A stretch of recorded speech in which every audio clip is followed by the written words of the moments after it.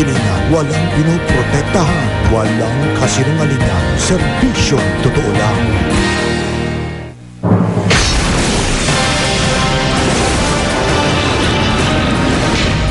Bagyong Bebeng, ramdam na sa ilang bahagi ng bansa kabilang ang Leyte at Bicol Region. Pambansang kamao Manny Pacquiao at Sugar Shane Mosley pasado sa weigh-in para sa WBO Welterweight Championship bukas. Pacman, mas magaan. Exclusive, Manny, ibinigay na ang Mother's Day gift sa misis niyang si Jinky. Marikina nagtatangka magtala ng world record para sa pinakamaraming tinuli sa isang araw. Mga inang tagapagtanggol ng karapatang pantao, binigyang pugay ng isang grupo ng kababaihan. American Idol Season 9 winner Lee DeWise nasa bansa.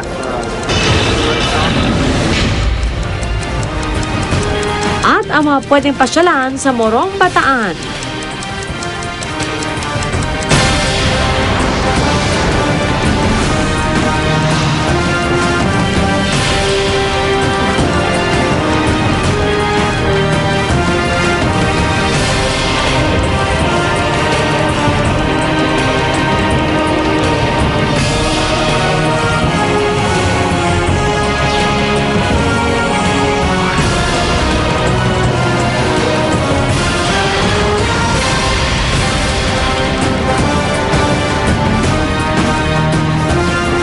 Magandang gabi po, lalong lumakas ang bagyong Bebeng na ngayon nananalasa sa Bicol Region. Ayon sa pag-asa mula Tropical Depression, isa na ito ngayong tropical storm. Huling namata ng bagyo, 220 kilometro silangan ng Legazpi, Albay. Sa lakas na 65 kilometro kada oras, inaasahang kikilos ito pahilagang kanluran sa bilis na 13 kilometro kada oras. Nakataas na ang storm signal number 2 at 1 sa ilang lugar kabilang ang ilang bahagi ng Eastern Visayas na nasalanta ng baha at pagguho ng lupa dahil sa malakas na ulang dala ng bagyong Bebeng. Nakatutok si Tina Panganiban Perez. Gumuha ang lupa sa bahagi ng bundok sa boundary ng Barangay District 29 at Barangay Altavista sa Ormoc, Leyte. Bandang alas 5 ng umaga ito nangyari. Lumikas ang 6 na pamilyang nakatira sa matarik na bahagi ng bundok. Wala namang iniulat na nasaktan. Agad rumesponde ang mga otoridad. Gatuhod na ang baha sa Isabel, Leyte dahil sa pagulang dala ng bagyong Bebeng. Sa kuha ni Hughes Cooper Jerry Felcerillo, makikita kung gaano nakalalim ang tubig sa kalsadang ito. Sa kuha naman ni Harold Sabate, makikitang naglalakad sa baha ang mga residente. Ang ilang bata, nagtatampisaw, hindi alintana ang posibleng peligro.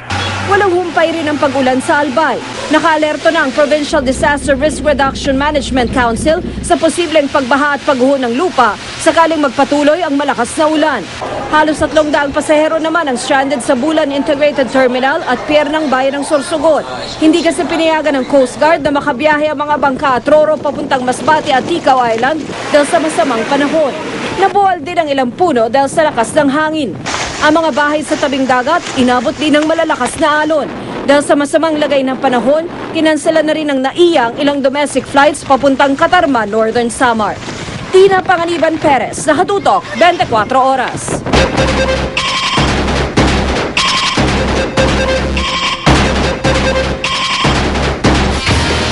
Isang tulog na lang po, bakbakan na ni Manny Pacquiao at Sugar Shane Mosley, kapwa pasok ng timbang ng dalawa sa official weigh-in. Mas magaan po ng konti si Pacman. Mula sa Las Vegas, Nevada, tinutukan niya ni Chino Trinidad. Walang naging problema sa timbang si Manny Pacquiao. Nakasalukuyang pound for pound king at ang dating pound for pound king na si Sugar Shane Mosley. Sakto sa catch weight of 147 pounds ang challenger na si Mosley. Tumimbang naman ang mas magaan ng WBO welterweight champion na si Pacquiao at 145 pounds. Sa tapatan ng dalawang future boxing Hall of Famers, kita ang respeto sa pagitan ng dalawang mandirigma. Sa halip na maangil na face-off na malimit nakikita natin sa mga official weigh-in, nagyakapan pa ang dalawa. Samantala, patuloy na umaani ng suporta ang panawagan ng pambansang kamao ukol sa kanyang mabigat na laban kontra sa kahirapan. Marami nakadilaw, lalo na siguro bukas sa fight, mas marami nakadilaw at maraming salamat naman at narinig nila yung panawagan ko. Sabi ng misis niya, Talagang malapit ang laban sa kahirapan sa puso ni Manny. Kasi yung heart niya para sa mga mahihirap, diba? Kasi nanggaling na siya sa mahirap na buhay. So, parang yung desire talaga niya na makatulong sa mahirap is nandyan. Siguro hanggang sa kung meron kaming maibigay, magbibigay kami. Sa bispiras ng kanyang panibagong hamon sa ibabaw ng ring at sa labas nito, kumpiyansa si Pacman na makakamit niya at ng kanyang mga kababayan ang tagumpay. Kung nagkakaisa tayong lahat, mas madali lutasin ang problema. Mas madali lutasin ang kahirapan. Mula sa Las Vegas, Nevada, Chino Trinidad Nakatuto, 24 oras. Halos mapuno naman ng fans ni pambansang kamao Manny Pacquiao ang MGM Grand Garden Arena. At kahit abala sa kanyang laban bukas si Pacman, hindi nakalimutan ng Mother's Day gift para sa asawang si Jinky. Mula sa Las Vegas, Nevada, yan naman ang tinutukan ni James Velasquez. Kung paramihan lang ng fans sa pag-uusapan, taob na si Sugar Shane Mosley kay Manny Pacquiao. May mga galing pa sa ibang bansa tulad ng mga kabataang ito. Yeah. Come all the way out here for the fight. Yeah, I came all the way for Manny. He's my man. Number one. May isang pamilyang Pinoy namang naka-Pac-Man costume. Tulad ng video game character, kakainin daw ng buhay ni Pac-Man si Mosley. He's the best pound for pound fighter in the world. Dumalo rin ng ilang sports personalities tulad ni Floyd Mayweather Sr., ang ama at dating trainer ni dating pound-for-pound king Floyd Mayweather Jr. Tumanggi siya magkomento kung kanino siya kampi. Si WBA light welterweight champion Amir Khan nagsabing mana-knockout ni Manny si Mosley sa 8th o 9th round. He looks really good in training camp. He looks fit, strong, and I think he'd be too quick and too sharp. Nasa weigh-in din si Kapuso star Richard Gutierrez kasama ang mga magulang. Pagkatapos ng weigh-in, balik sa kanyang luxury suite si Manny para maaga surpresahin ang misis para sa Mother's Day. Buti na lang na-remember. Joke. Kahit busy, oo. May mensahe rin ng pound for pound king kay Mommy D. Salamat at nagkaroon kami ng inang katulad niya at pagmamalaki namin siya hanggang kami nabubuhay at maraming salamat sa pagmamahal at pagpalaki sa amin na tama. Mula sa Las Vegas, Nevada, James Velasquez Nakatuto, 24 oras.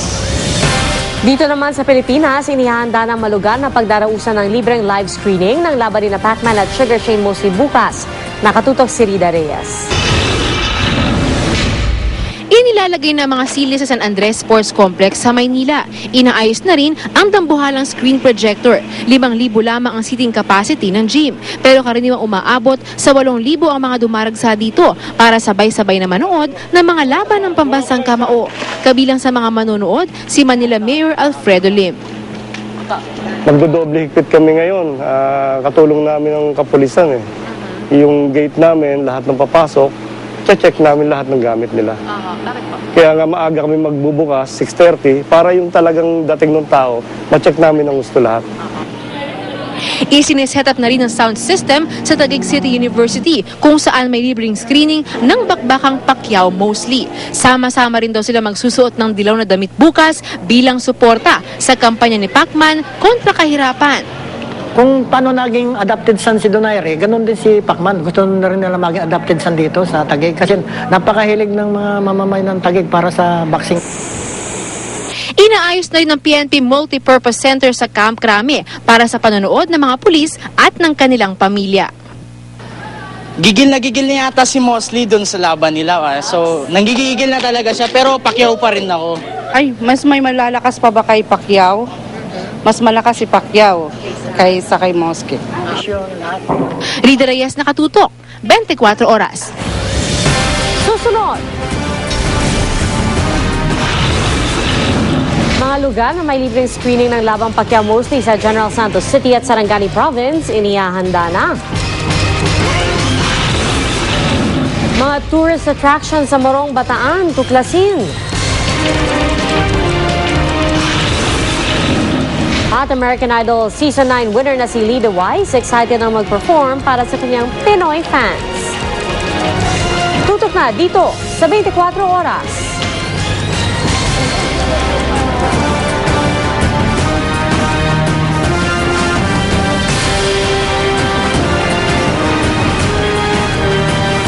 Money Manny Pacquiao, buong tapang kong humarap sa body pain dahil sa bawat aray. Kasama niya ang bisa ng Alaxan FR. Manny Pacquiao at Alaxan FR. 15 years nang magkakampi sa tagumpay. Aray!